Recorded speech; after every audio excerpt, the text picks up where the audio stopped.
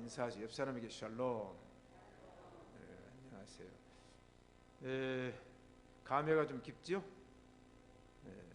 예배를 못 드릴 수 있는 상황도 올 수가 있지만 또 예배할 수 있는 하나님께 감사를 드립니다. 제가 지난 주간에 이제 서울에서 휴가 기간이어서 하루치기로 동해안도 갔다 오고 하루치기로 서해안도 갔다 오고 이렇게 해서 실미도를 한번 가보고 싶어서 실미도를 가보고 했는데, 수요일 저녁에 예배를 드리기 위해서 2년 전에 제가 갔던 이제 교회인데, 그 교회를 이제 갔어요. 한 3,000명 정도 모이는 교회죠. 우리 교단은 아니고요. 깜짝 놀랐어요. 왜 놀랬겠어요? 11시 예배가 있어요. 11시 예배가. 담임 목사님 인도하는 예배가 11시 예배입니다. 그리고 이제 7시 반 예배는 부목사님 인도를 하세요. 그래서 제가 시간 한 10분 조금 전에 이제 도착을 해서 본당에서 안 드리고 소예배실에서 이제 예배를 드려서 이제 갔어요. 근데 사람이 없어요. 그래서 예배를 안 드리나. 근데 반주자는 나와가지고 반주를 하고 있어요. 오늘 저녁 분명히 주보를 봤더니 7시 반 예배예요. 예배가 다 이제 시작이 되어가지고 보니까 이제 OSP 이것도 비치지도 않고 반주자만 와서 이제 반주하고 예배가 시작이 됐는데, 주보에 보니까 풀타임 사역자가 15명이에요. 직원 빼고 교육전사 다 빼고. 그럼 거기 뭐 행정 뭐 간사 뭐 한 7명인가 되더라고요. 그러면 22명이잖아요. 가족만 합해도 44명이잖아요. 근데 그날 밤에 수요일 예배에 참석한 숫자가 14명이에요. 우리 식구 이제 포함해서 14명. 우리 빼면 12명이 왔다는 얘기예요. 소예배실이 이보다 더 큽니다. 근데 12명 앉아있으니까 한번 생각해 보세요.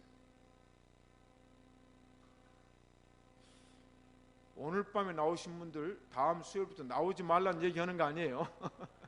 서울에 그런 교회는. 그런데 우리는 왜 수요일 나가야 되냐, 이 얘기를 하기 위해서 하는 게 아닙니다. 자, 그러면 설교하는 부목사님만 나왔고 교역자는 한 사람도 안 나왔어요. 제가 이제 독일 가서 주일날 설교 안 한 목사 교회 예배 안 드린다는 얘기를 했죠. 책에도 썼고. 깜짝 놀랐는데, 아니 11시 예배에는 참석했는지 모르겠어요. 그럼 7시 반 저녁 예배 밥 먹고 나와야 돼요, 안 나와야 돼요? 하나도 없어요. 설교자만 나와서 설교를 하는 거예요. 이야, 한국 교회가 이렇게 돼버렸구나. 저는 설교에 대한 크리틱을 많이 하는데, 야, 또 부목사님 설교를 하시는데 재밌게 하시더라고요. 성경 본문을 읽어놓고 성경 얘기는 안 하고 마지막에 오늘 본문은 이러이러한 내용이 기록되어 있으니까 이렇게 저렇게 합시다. 야, 제가요, 그래서 목사도 예배를 드리러 가봐야 돼요. 가서 이제 분위기도 봐야 돼요. 그래서 제가 예배를 드리면서 우리 서문 신시가지 예배당의 성도들 축복합니다. 특별히 수요일날 예배에 나오신 분들 축복합니다. 예배 시간에 어디를 생각했겠어요? 지금 내가 휴가 중에 김영철 목사님 설교하지만 12명은 더 나왔겠지. 여러분 힘씁시다. 야, 놀라운 얘기예요. 지금 한국교회가 그렇게 됐어요. 그래서 오늘은 참 유대인과 명목상의 유대인에 대한 얘기를 제가 하려고 합니다. 한문의 사자성어 가운데 화이부실이라는 말이 있어요. 무슨 말이냐? 빛 좋은 게살구다. 겉은 화려하게 보이는데 속은 별 볼 일 없어요. 외모는 화려해요. 외형은 좋은데 안은 실속은 없다 하는 얘기죠. 명목상 그리스도인, 당신은 참 그리스도인인가? 명목상의 그리스도인인가? 이 질문을 많이 합니다. 옆 사람에게 질문하세요. 당신은 참 크리스찬입니까? 이름만 가진 크리스찬입니까? 한번 질문해 보세요. 이럴 때는 시끌시끌 해야 되는데 자, 그럼 옆 사람이 참 그리스도인 같아요? 명목상 그리스도인 같아요? 그래요? 그럼 나는 어때요? 여러분은?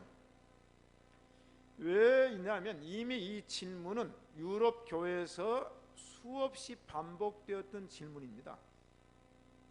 그 이유는 뭐냐면 1997년도에 영국 피터 브리어리 박사님이 계시는데 그 노미널리즘의 재인식이라는 글을 썼는데 그 내용이 뭐냐면 21명의 기독교인 중에 명목상 기독교인이 44%가 된다.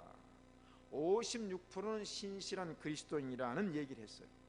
그런데 세월이 흘러가지고 8년 후에 2009년도의 통계는 세계 인구가 69명인데 개신교 카톨릭의 인구를 합하면 21억 명 정도 된다. 이건 뭐 정확하진 않아요. 다른 데는 19억이 나오고 그런데 이 인구 중에 매주일 정기적으로 예배에 출석하는 인구가 2억 5,936만 9천 명에 불과하다.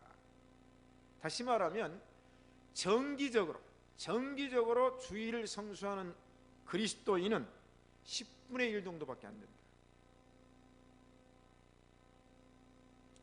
이게 1900년대에서 2000년대 오면서 엄청나게 숫자가 떨어졌어요. 제가 얘기했잖아요. 5일 노동제 되면 출석수는 줄어들 것이다. 그랬더니 그때 설교 들은 분이 목사님 설마 그럴까요? 그런데 한 2, 3년 지나니까 아이고 우선 내 마음이 내 신앙이 그렇게 됐다는 거예요. 그래서 우리 신시간 예배당은 수요일 밤에 이렇게 많은 성도들이 나온 것은 옆 사람에게 축복합니다.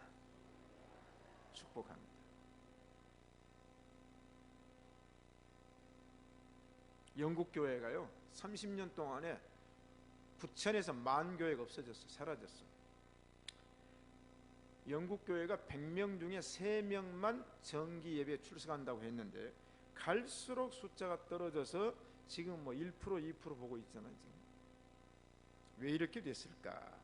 심각하죠. 그럼 미국은 아직 희망이 있어요. 미국은 46% 정도가 정기 예배에 참석한다. 그렇게 나왔어요. 이제 반 조금 못 돼요. 교회 등록해놓고. 한국 교회, 제가 이제 서두에서 말씀드렸듯이 제가 한국 온 지 11년째입니다. 그럼 앞으로 향후 10년 후 여러분이 이 자리에 있겠는가 없겠는가? 수요일 저녁에. 그거 우리가 점검을 해봐야 돼요. 10년 후 내가 이 신시간 예배당에 수요 예배에 나와서 예배를 돌아가신다는 얘기 말고 내 신앙이 유지가 되겠는가? 심각하죠?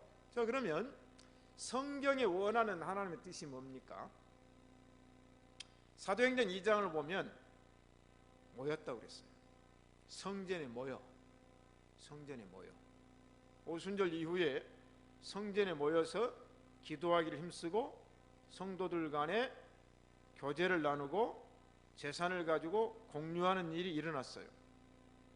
그러다가 히브리서 10장 25절에 가서 사도 바울이 뭐라고 말을 했습니까? 그럼 예루살렘 교회는 최초의 교회죠. 그러면 이제 사도 바울이 회심을 해가지고 히브리서를 썼을 때는 1세기 이제 전후를 얘기하는 겁니다. 그럼 그때에 사도 바울이 뭐라고 말했어요? 모이기를 패하는 어떤 자들의 습관과 같이 하지 말고 마지막이 가까울수록 더욱 그리하라. 자, 그러면 성경에서 현격한 차이가 납니까 안 납니까? 났어요. 사도행전 교회는 성령 충만 받고 은혜 받고 날마다, 요새 모슬렘은 하루에 5번 그 지역을 떠나지 않으면 모스크에 가잖아요. 정 바빠서 못 가면 5번 양탄자 펴놓고 메카를 향해서 기도하잖아요. 자, 그러면 이 모스크의 모슬렘 교도들이 매일 5번 모이는 수는 제한돼 있다 할지라도 진정한 이 모슬렘은 5번 기도해요. 지금까지 유지하고 있단 말이죠. 그 다음에 또 하나는 요한계시록 3장을 보면 4대 교회에 책망하는 말씀을 보면 내가 네 행위를 아노니 너는 살았다는 이름은 가졌으나 실상은 죽은 자로다. 이 뭐냐면 이 표면적 유태인과 명목상, 이 유태인을 제가 오늘 참 유대인과 명목상, 명분상 유대인에 관한 얘기를 하기 전에 제가 이 얘기를 서두에 하는 겁니다. 어떤 분이 이런 얘기를 했어요. 교회에 자기 자신을 가지고 오지 않고 자기 의복만 가지고 오는 사람이 많다. 교회에는 거듭난 사람들보다는 신앙 고백한 사람들이 더 많다. 세상의 종말은 반드시 올 것이고 그때 성도들은 다 똑같은 대접을 받는 것이 결코 아니다. 리차드 백스터 참목자상을 썼던 백스터가 얘기를 했어요. 마지막에 하나 읽어볼게요. 교회는 녹슨 교인이 많은데 그것을 닦지 않는 이는 더 많다. 하브너라는 사람이 있어요. 녹슬어 있는 교인이 많아. 예? 이제 부식된 교인이 많은데 그 녹을 닦는 교인은 많지 않다. 자, 오늘 저녁 여러분 내 마음에 녹을 닦읍시다. 반짝반짝 빛냅시다. 자, 그럼 첫째, 참 이스라엘인이란 누구냐? 참 이스라엘. 요한복음 1장을 읽어보면 예수님과 나다나엘이 만납니다. 그때 예수님께서 나다나엘이 자기에게 오는 걸 보고 그를 가리켜서 이렇게 얘기합니다. 보라, 이는 참 이스라엘 사람이라. 그 안에 간사한 것이 없도다. 인정을 했죠. 참 이스라엘 사람이다. 그 안에 간사한 것이 없도다. 옛날에 간낙구라는 별명을 가진 사람이 간낙구, 간사스러워 가지고. 간낙구라고 압니까 여러분?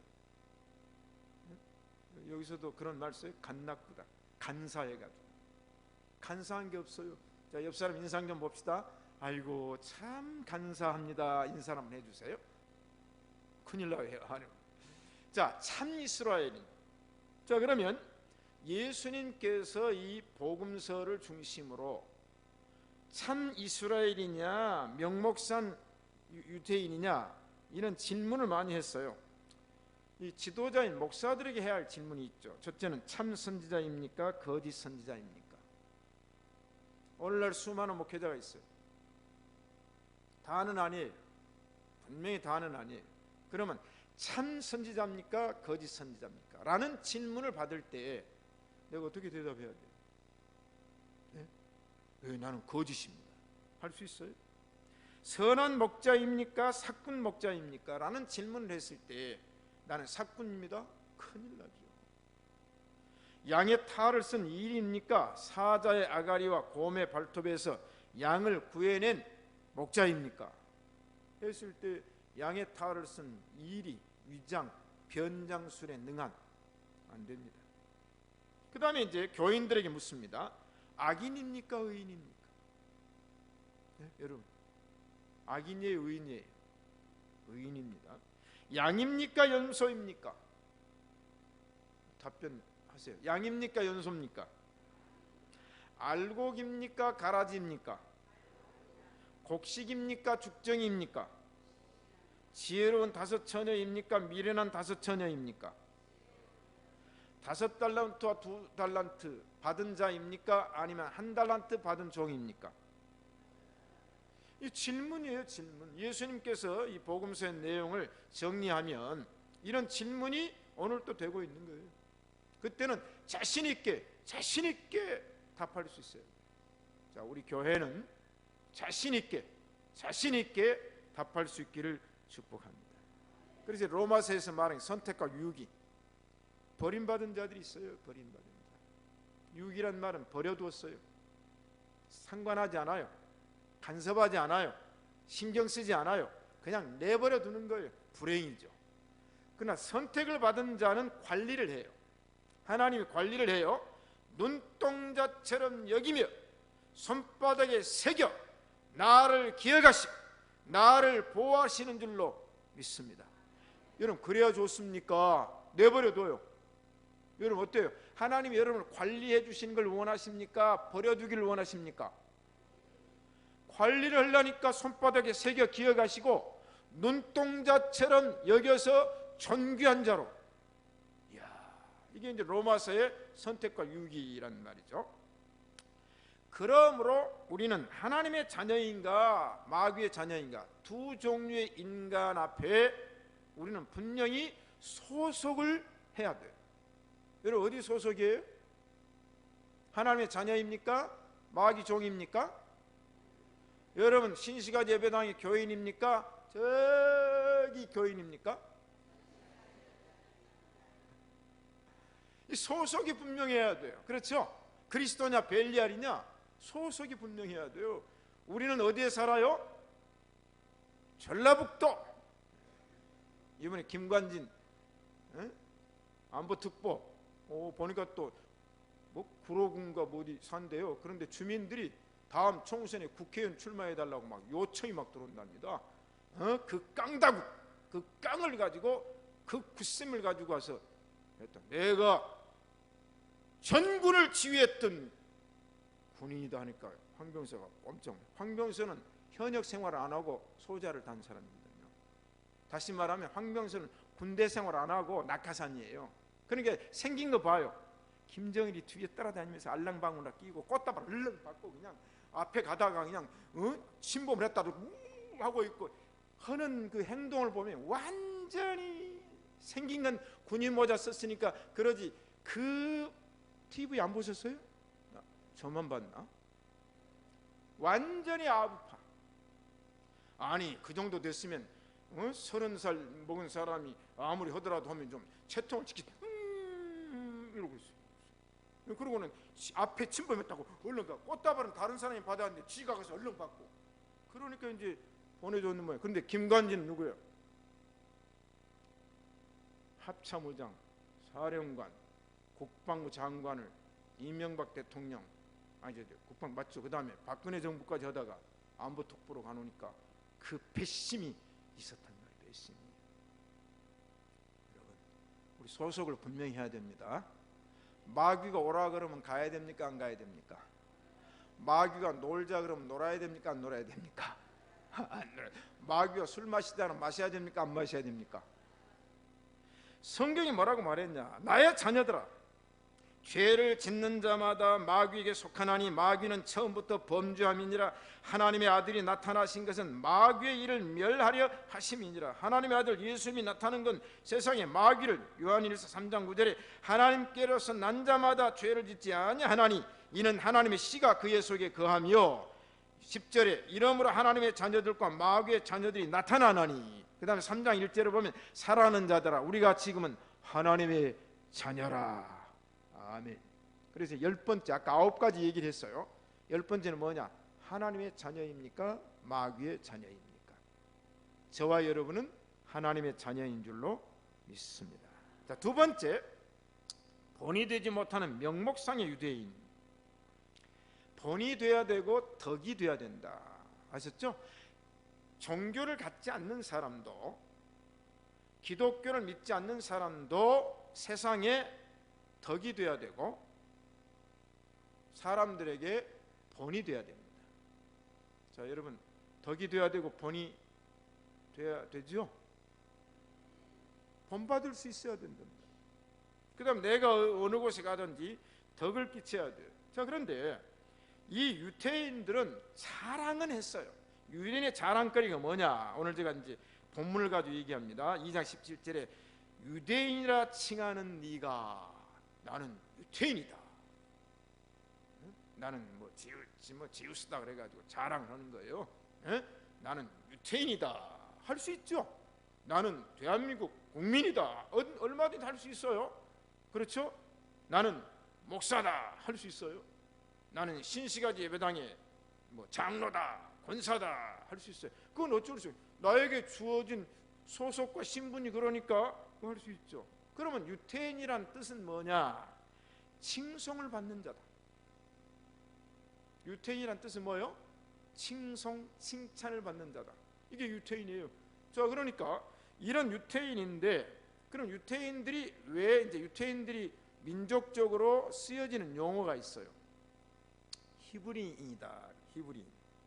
유대인을 갖다가 히브리인이라고 그래요. 우리가 보면 이제 혼란이 와요. 히브리인이다 뭐 그래. 히브리인이란 말은 그들이 쓰는 말이 히브리어예요. 히브리어를 썼기 때문에 히브리인이란 말을 했죠. 그 다음에 성경에는 창세기 14장에 히브리 사람 아브라함에게 고하니, 히브리 사람이라는 칭호가 나오죠. 언어 중심으로 불렸어요. 그 다음에 유태인을 갖다가 이스라엘인이다 그렇게 얘기를 해요. 그건 창세기 32장에 야곱을 계명해 줬을 때에 너는 이제 야곱이 아니라 이스라엘이라. 그 이후부터 이제 유태인을 이스라엘이라고 그랬죠. 그 다음에 유다인 또는 유대인이라고 그래요.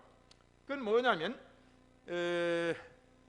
야곱이 낳은 아들 가운데 12아들 가운데 유다라는 이름이 나와요. 그 이름을 유다라 했죠. 그 이름을 가지고 이제 그 이후에 유다 사람이라 그렇게 얘기했어요. 그 다음에 유태인이라 그렇게 얘기해요. 유태인이란 말은 마태복음 2장에 베들레헴, 유대 베들레헴에서 나심에, 그래서 그때는 이제 북방 이스라엘, 남방 유다라고 그랬는데, 그때부터 이제 베들레헴은 남쪽에 소속된 땅이거든요. 자, 그런 이제 용어의 발전, 유태인에 대한 칭호가 발전이 됐어요. 자, 그러니까 이 유태인들이 자부심이 있다는 거죠. 민족적인 자긍심이 있었어요. 그렇잖아요. 우리나라 사람들도 대한민국 국민에 대한 자긍심이 있습니까, 없습니까? 있잖아요. 우리는 코리안이다. 이거 정말 다 잘해요, 다 잘해. 옛날에는 그냥 김일이가 이 박치기만 잘한 줄 알고, 평양 박치기, 천안 박치기 이것만 잘한 줄 알고, 옛날에는 씨름만 잘한 줄 알고, 옛날에는 그 손으로 하는 것만 잘한 줄 알았더니 이제는 발로도 잘하고 골프도 잘하고. 미국 사람들이요, 한국 골프 때문에 살맛이 안 난다 그런답니다. 이거 뭐 골프 대회만 열리면 1등부터 몇 등까지 해버리지, 요새 타이거 우즈가 맥을 못 치잖아요. 옛날에 다치긴 했지만은, 왜냐면 한국 사람이 못한 게 뭐 있어요? 못한 게 뭐 있습니까? 못한 게 없어요. 그냥 뭐든지 딱 부딪히면 해내는 게 한국 사람. 이게 이제 그런 민족성에 대한 자부심이 있어요. 그런데 이런 유태인이란 자랑거리를 가지고 자랑하다 보니까 내용에 충실하지 않고 민족적인 우월감과 그 민족적인 명칭에 자부심을 갖다 보니까 예수님이 뭐라고 했어요? 자칭 유대인이다. 책망을 했어요. 자칭 유대인. 그럼 뭐 유태인 네가 뭐란 말이냐 그 얘기예요. 내가 한국 사람이래. 그럼 한국 사람 뭐란 말이냐? 네 같은 사람은 한국 사람인 게 창피하다. 그렇게 여겨질 수 있는 이제 이 얘기를 제가 합니다. 자, 그러면 이제 넘어갑시다. 시간이 또 많이 갔으니까. 그럼 유대인의 율법적 행위를 이제 바울이 얘기하는 거예요. 바울이 17절에 유대인이라 칭하는 내가 율법적 행위가 뭐냐? 율법을 의지하며. 자, 유대인들은 뭐 먹고 살아요? 율법을 먹고 사는 거예요. 그러니까 유대인들은 자, 나는 유대인이라 하며 나는 율법을 의지한다. 그럼 율법 의지하면 뭐 하라는 거예요? 네? 율법 의지해서 뭐 하라는 겁니까? 그 다음에 또 하나, 나는 하나님을 자랑한다. 그럼 하나님 자랑은 뭐 한답니까? 입술로만? 입만 살아가지고 나는 율법을 의지합니다, 나는 하나님을 자랑합니다. 지금 너희들이 유대인이라고 하며, 그래 유대인이다 그 얘기예요. 맞아, 유대인 맞아. 그런데 유대인이면 다냐? 나는 율법을 의지하며 나는 하나님을 자랑하며, 그 다음에 뭐라고 말해요?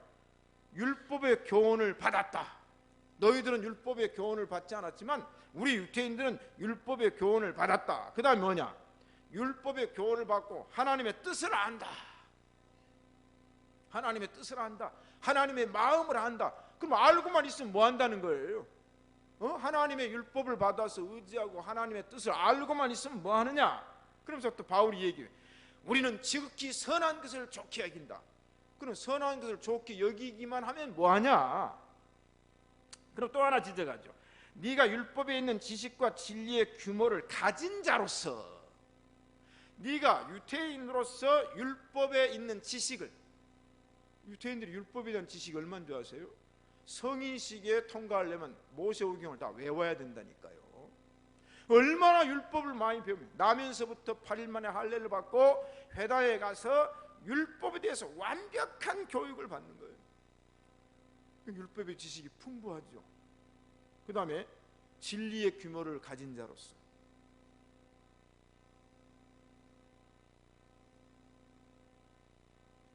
명분만 가지고 이름만 팔아먹으면 뭐 하냐는 거예요. 경건의 모양만 갖고 경건의 능력이 없으면 뭐 하냐는 거예요. 지금 그 얘기입니다. 바울이 지금 로마에 있는 그리스도인들에게 지금 그 얘기를 하는 거예요. 왜냐하면 유태인들이 그 안에 많이 있잖아요. 흩어진 디아스포라가 있고, 그 다음에 오순절 때 로마인들이 많이 와서 지금 베드로와 사도들의 설교를 듣고 회심하고 예수님 영접하고 세례받고 제자가 돼서 이제 로마로 돌아갔어요. 돌아가서 지도자들이 된 거예요. 지도자들. 그때는 디아스포라 교회니까.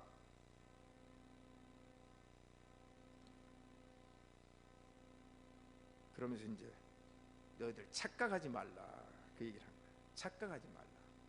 여러분, 사람은요, 착각은 자유지만 착각 속에 살면 안 됩니다. 여러분, 꿈 깨세요. 착각하는 건 자유지만 착각 속에 살아버리면 분간이 안 되는 거예요. 그러면서 이제 바울이 착각하는 유대인의 구체적인 잘못을 지적하는 겁니다. 네가 율법에 있는 지식과 진리의 규모를 가진 자로서 실상은 소경의 맹인의 길을 인도하는 자요, 이 얘기를 하는 거예요. 그럼 이제는 인도자가 잘못되어 버리는 거예요. 인도자가 잘못되는 거예요. 여러분, 개를 따라가면 어디로 간다고 그랬습니까? 옛날에 직간, 뒷간, 변소, 똥통. 그러면 그 직간에 뭐가 있습니까? 똥이 있거든요.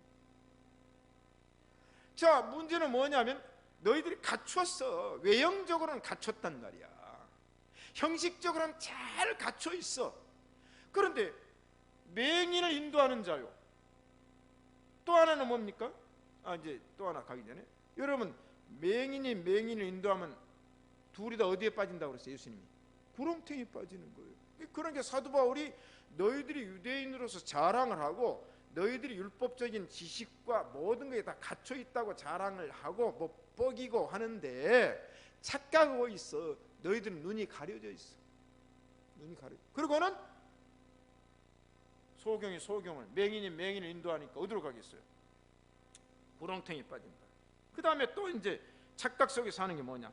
어둠에 있는 자의 빛이라. 이건 이제 뭐냐면 아주 넌센스예요. 여러분, 어둠에 빛이 있을 수 있습니까? 없습니까? 예? 여러분, 불 끄면 깜깜해지죠? 그러면 어둠에 빛이 있으면 밝아져 버리는 거예요. 이 뭐냐면 이 자가당착이 사는 거란 말이죠. 그 다음 또 하나는 이제 착각 속 사는 게 뭐냐면 어리석은 자의 훈도요. 아니, 징계하고 훈도를 하는 것은 할 수 있어요. 뭐 나는 법을 알기 때문에, 나는 어른이기 때문에, 나는 선생이기 때문에 훈계를 할 수 있는데, 그 훈계와 권고와 권면을 하는 사람이 어떤 사람이냐? 어리석은 사람이. 여러분, 그런 사람에게 훈계 받고 싶습니까? 그런 사람에게 권면 받고 싶어요? 자기도 아무것도 아니고, 자기도 나중에 이제 뭐 거짓말한다 그 나옵니다. 자기도 하면서 야 이놈 자식아 그러잖아요. 함부르크에 제가 목회를 했는데, 저는 이제 그 상담을 좀 했어요. 상담을 했는데 그분이 조선소로 오신 분인 걸로 내가 알고 있어요. 이분이 이제 그 한인교회라고 기장교회를 나가는 분이 보통 사람이 아닙니다. 근데 이 자식이 이제 좀 커가지고 사춘기가 되니까 술 마시고 담배 피우고 나중에 마약까지 이제 하게 됐죠. 그러니까 얼마나 속이 타겠어요. 그 이제 어머니는 간호사로 온 분이었거든요. 이름도 제가 여기서 얘기할 수 있는데 또 녹음되니까. 근데 이분이 자녀에 대한 그 기대를 하다가 애가 이렇게 돼버리니까 그냥 실망이 되는 거예요. 근데 이제 애가 담배를 딱 피우는 걸 목격을 했어요. 그러니까 이 얼마나 화가 나겠습니까? 귀때기 피도 안 바른 녀석이 담배를 딱 피우다가 아버지한테 들켰으니까, 그러니까 아버지가 이놈의 새끼가 하고 주워 펴려고 하니까, 아빠 왜 나보고 담배 피우지 말라고 그러니까, 이놈의 자식아 네가 지금 담배 피우는, 그럼 먼저 아빠부터 담배 끊으세요. 그런 거예요. 자기가 담배를 피운 거예요. 한 번은 또 얘가 이제 술을 마셔가지고 막 하니까 이놈의 자식이, 그러니까 아빠 술 마시지 마세요. 그 얘기를 저한테 와서 했어요. 왜냐하면 함부르크 교회 학생들 참 이번에도 죄송합니다. 이번에도 함부르크 이제 교인이 와서 서울서 만났는데 식사를 같이 하면서 하는 얘기가 아이들이 다 잘 됐다는 거예요. 목사님의 목회 기간에 교육받은 아이들은 잘 됐다는 거. 그 얘기를 하더라고요. 20여 년 동안 얼마나 철저하게 교육하고 훈련을 했던지 그 아이들이 다 잘 돼가지고 이번에도 불란서 은행에 또 취직돼가지고 들어가서 한국 와서 몇 학생이 있어요. 그 애들은 어린 2세들 거기서 낳은 애들이에요. 이 아이들이 한국말 잘하지, 영어 잘하지, 독일어 잘하지. 그러니까 한국 와가지고 이제 돼가지고 열심히 한다는 거예요. 지금 이 신입 사원으로 들어가가지고 맨 먼저 출근, 맨 뒤에 퇴근. 생각해보세요. 독일 시민권자가 와가지고 출근은 맨 먼저, 퇴근은 맨 나중에. 그러니까 귀원 받겠어요, 안 받겠어요? 귀원 받는다는 거예요. 그러니까 이제 그 아버지도 너는 이제 그 아버지가 센토스 지금 아주 큰 업체를 움직이는 어마어마한 업체를 움직이는 이제 사장이죠. 이제 그분하고 저하고 만난 지가 지금 굉장히 오래됐죠. 신앙 양육을 받은 거예요. 그 아버지 어머니가 철저하게 신앙 양육 받고 자녀들이 받으니까 목사님이 교육시키고 훈련시킨 대로 애들이 자랍니다. 저는 믿습니다. 주은이 화이팅! 주은이 빨리 화이팅 하라고. 특별히 불러줬는데도 손도 안 들고 중원이 화이팅! 화이팅! 유신이 화이팅! 이놈 내 담임 목사 너희들 이름 부른 것만으로도 큰 복이다. 또 어제 성지 어디 있어요? 성지 화이팅! 좀 집에서 교육 좀 잘 시켜요. 자, 어떤 얘기라도 참 이렇게 됐습니다. 여러분 기도합시다. 그게 뭐냐면 그 얘기예요. 아까 덕과 본인데 어둠에 있는 자의 빛이요. 이건 얼토당토하는 얘기고 어리석은 자의 훈도요. 훈도를 하는데 이 씨가 안 먹히는 거예요. 씨가 안 먹혀. 말빨이 안 서는 거예요. 지금 유태인들이 그런 현상이요. 그 다음에 뭐요? 어린 아이의 선생이라고 스스로 믿으니, 애들의 선생이라고 스스로 믿으니, 뭐 이제 더 이상 설명을 제가 안 하고 넘어갑니다. 그러면서 이제 5가지의 얘기를 하는 겁니다. 사도 바울이 심층적으로 유대인을 지금 폐부를 찌르고 있는 거예요. 예? 이 참 유대인이 아니고 명목상의 유대인들, 이 또 뒤에 보니까 또 누구 와 있는데 또 이름 안 불러주면 큰일 난다. 이 서상제 집사 아들 갑자기 이름 생각 안 나네. 한율이 서한율 화이팅! 자기 이름 안 불러줬다고 설교하고 있는데 막 일어섰잖아요. 애들 마음. 이제 또 누구 없죠? 이제 우리 선교사님 애들 많이 컸으니까 안 불러도 되겠어요. 그런 너희 유대인들이 이제 21절부터 5가지 지적을 해요. 다른 사람을 가르치는 네가 네 자신을 가르치지 아니하느냐? 아까 율법에 의지하고 율법의 지식을 갖고 다 갖췄다고 생각하는 거예요. 지금 자기는 완벽하다고 생각하는 거예요. 그런데 다른 사람을 가르치는 네가 네 자신을 가르쳐라. 이게 네 자신을 알라 그 말이에요. 네 자신을 알라. 그 다음에 뭐예요? 도둑질 말라 발포한 네가 도둑질 하느냐? 예, 도둑질하지 마. 그러면서 지가 도둑질 하느냐? 간음하지 말라고 하는 네가 간음하느냐? 그 다음에 우상을 가증히 여기는 네가 신사의 물건을 도둑질하느냐? 말도 안 된다는 거예요. 율법을 자랑하는 네가 율법을 범함으로 하나님을 욕되게 하느냐? 아까 덕이 되라 그랬잖아요. 봉이 되라 그랬잖아요. 그 유태인이면 적어도 이런 정도 자격을 갖췄고 스스로 선택받은 민족이라고 말하면 덕이 되고 본이 돼야 되는데 말만 앞세워가지고 말하는 너희들의 실제적인 현실은 어떠냐? 그걸 지금 유태인의 폐부를 막 긁어내는 겁니다. 그러면서 24절에 뭐라고 말합니까? 하나님의 이름이 너희로 인하여, 유태인으로 인하여 뭐라고 그랬어요? 이방인 중에서 모독을 받는도다. 우리가 하나님께 영광을 돌려야 되지 않습니까? 성경에 수없이 하나님께 영광을 돌리라. 아멘. 시편에서 다윗이 노래하고 이사야도 노래하고 에레미야도 노래하고 에스겔도 노래하고 다니엘도 노래하고 바울도 노래하고 하나님께 영광을 돌릴지어다. 그런데 하나님을 모독한다. 영광 고수하고.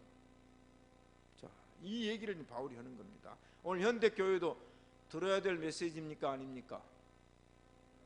로마서는요 파헤치는 겁니다. 파헤쳐. 그냥 심장을 폐부를 파헤쳐. 세 번째, 할례 유익과 무익, 표면적 내면적 유대인의 판가름이 나옵니다. 자, 할례 유무. 자, 인정 여부. 자, 25절 봅시다. 네가 율법을 행한즉 할례가 유익하나 만일 율법을 범한즉 네 할례가 무할례가 됐느니라.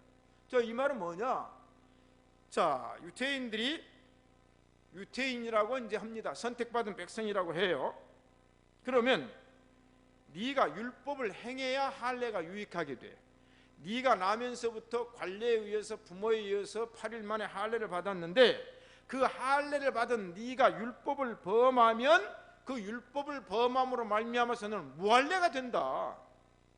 지금 뭐가 얘기되냐면 이 행함이 얼마나 중요한 걸 지금 바울이 얘기하는 거예요. 그 다음에 26절에 그런즉 무할례자가 율법의 제도를 지키면, 이방인을 얘기하는 거예요. 무할례자, 이방인이 할례는 받지 않았어요. 근데 율법의 제도를 지키면 그 무할례를 할례와 같이 여길 것이 아니냐. 이게 무슨 말이냐면요,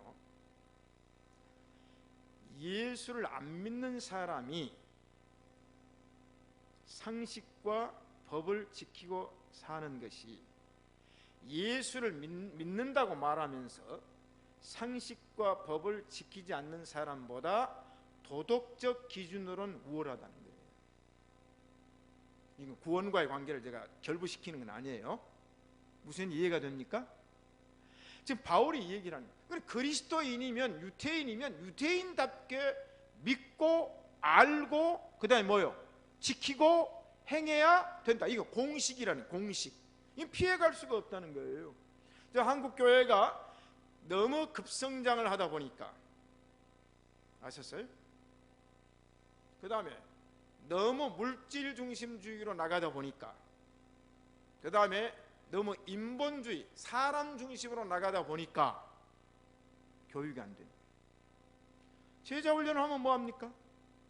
뭐 1기생 2기생 요새 뭐 100기까지 나오더라고. 그 실패했다고 그랬어요. 그건 하나의 제도의 제도. 그런데 그 제자 훈련 받아서 나는 제자 훈련 99기생이다 그게 중요한 게 아니고 말씀을 듣고 지켜 행하라. 말씀을 믿었으면 그 말씀대로 살라. 이 얘기가 로마서에 지금 차 있는 겁니다. 그래, 표면적 내면적 유대인의 판가름이 나오는데 제가 늘 얘기하잖아요. 유대인을 판가름하는 게 뭐라고 그랬어요? 교육 강의할 때 아버지가 이방인이고 어머니가 유태인이면 그 자식은 뭐예요? 유태인이고, 아버지가 유태인이고 어머니가 이방인이면 그 자식은 이방인이다. 유태인은 혈통으로 만들어진 것이 아니라 뭘로 만들어진다? 교육으로 만들어진다. 굉장히 중요한 얘기. 물론 지금 유대교의 교육 방법을 사용해야 되느냐 안 되느냐 총신 신대원 학생이 요새 유대교의 이제 문제를 또 책을 썼더라고요. 우리 개신교가 너무 유대화되고 있지 않느냐, 이제 그런 문제를 지적한 건 제가 내용을 읽어보니까 거기에 일리가 있고 의미가 있다. 그러나 방법론적인 것은 우리가 또 배울 건 배워야 됩니까? 안 배워야 됩니까? 배워야 되겠죠. 자, 그러므로 28절 이제 마지막 29절 결론 얘기합니다. 대적 표면적 유대인이 유대인이 아니요 표면적 육신의 할례가 아니다. 외식, 형식, 표면, 이게 문제예요. 아까 말한 대로 경건의 모양, 능력이 없으면 모양만 갖추면 뭐예요? 옷만 입으면 뭐예요? 예? 가운만 입고 거룩거룩하면 뭐하냐 그 말이에요. 그 얘기예요. 오직 이면적, 내면적이라는 말로 할 수 있어요. 중심적 유태인이 유태인이며 할례는 육체에 하는 것이 할례가 아니라 어디에다 하라? 마음에 할지니. 그래서 심령에 해야 된다. 마음의 할례를 받아. 여러분 육체의 할례 그 뭐 할례라고 하는 거 이제 알죠? 그 이제 하나 증거가 나오는 거죠. 그거 받고 내면적 유태인이 되는 건 더 좋죠. 그러나 할례를 받았으니까 끝났다? 세례를 받았으니까 끝났다? 아니. 그래서 구원받은 이후에 그리스도인의 삶은 올바로 믿고 올바로 산다. 이게 등식이 그렇게 나옵니다. 그걸 피해갈 수는 없어요.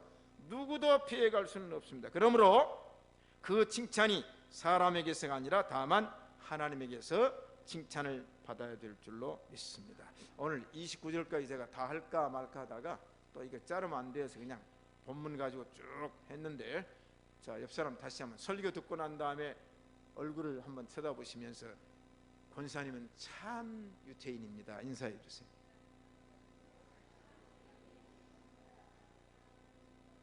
자, 우리는 뭐냐? 구원받은 그리스도인 된 줄로 믿습니다. 하나님 아버지 감사합니다. 참 이스라엘과 표면적 명목상 유태인 중에 우리는 참 유태인 된 줄로 믿습니다. 혈통적 유태인이 아니라 아브라함의 후손으로서 믿음의 유태인, 믿음의 의인 된 줄로 믿습니다. 이걸 지켜나가게 하옵소서. 예수님 이름으로 기도합니다. 아멘.